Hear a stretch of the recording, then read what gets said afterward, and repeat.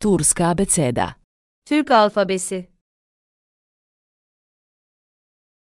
A, B, C, Ç, D, E, F, G, yumuşak G, H, Ö, I, J, K, L, M, N, O, Ö, P, R, S, Ş, T, U, Ü, V, Y, Z.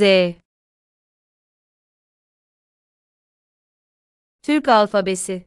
Turska abeceda.